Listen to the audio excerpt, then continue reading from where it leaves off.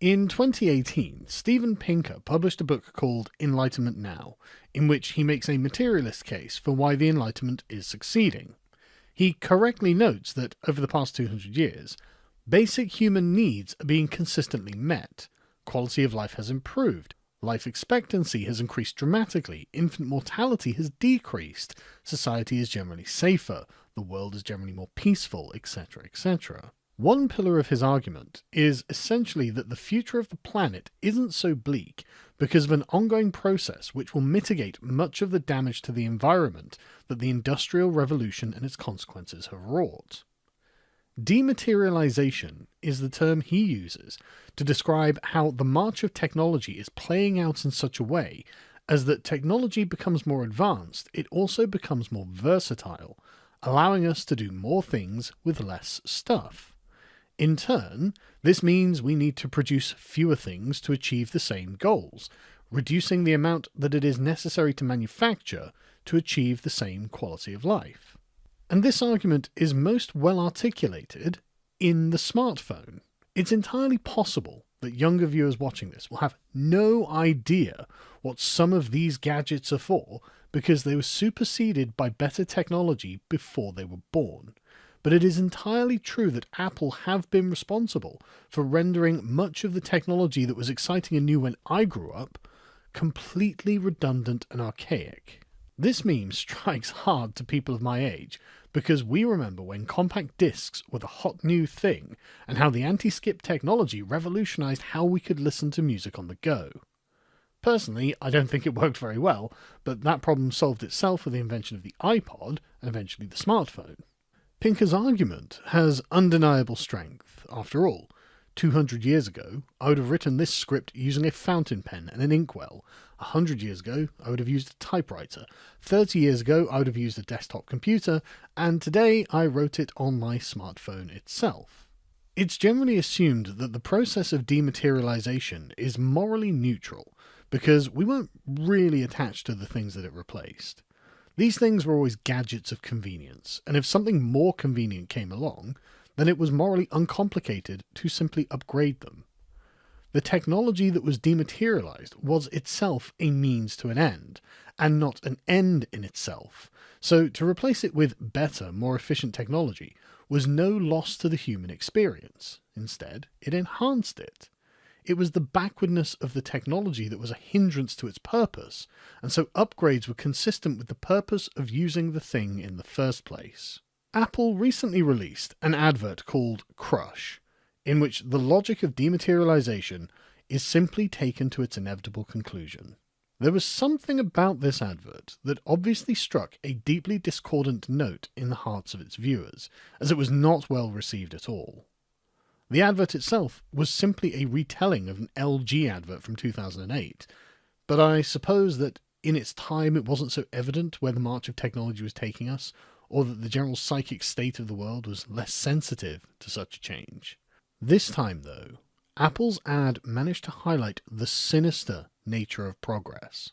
Instead of replacing the tools that were used to create an aesthetic experience, such as the typewriter used to create a great work of fiction, or the camera used to take a beautiful photograph, or the telephone that facilitated a conversation, Apple had put in the industrial press those things that in themselves constituted the aesthetic experience. One could, of course, argue the same for the typewriter, camera, or telephone, but it's clearly not quite the same as when we see musical instruments, paint pots and brushes, arcade machines, gramophones, a statue, a mixing desk, a glass chess set, a stack of books, and various other things to which we would naturally have sentimental attachments because they are a necessary and enjoyable part of the activity itself.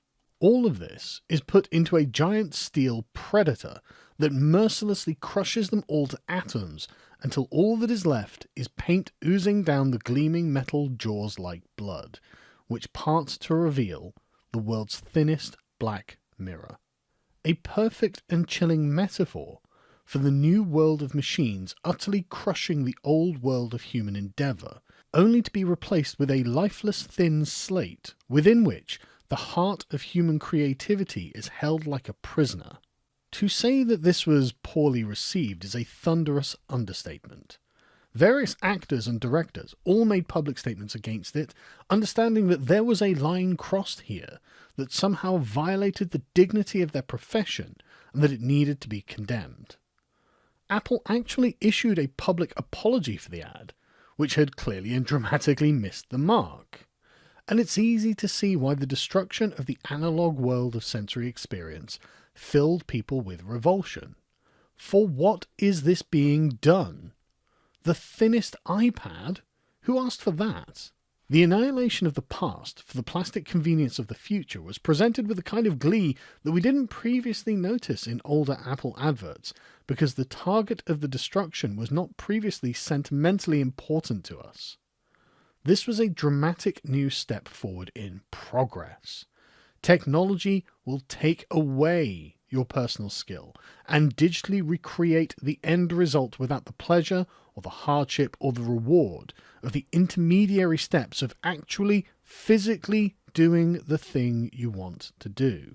Apple has not created something that adds to the human experience, that makes the process of creating art better. It actually takes things away from it. There is no upgrade to the tactile experience of playing a musical instrument, or painting a work of art, or sculpting a great sculpture, which is why these things haven't substantively changed in literally thousands of years. There is soul in the old wooden guitar, or in the lines on the canvas, or in the curves of the statue. The real things have small distinctions and differences that make each one unique. Nobody can really replicate a piece of music played by hand, or perfectly recreate the brushstrokes on the Mona Lisa. Even if they are the same, they are not identical.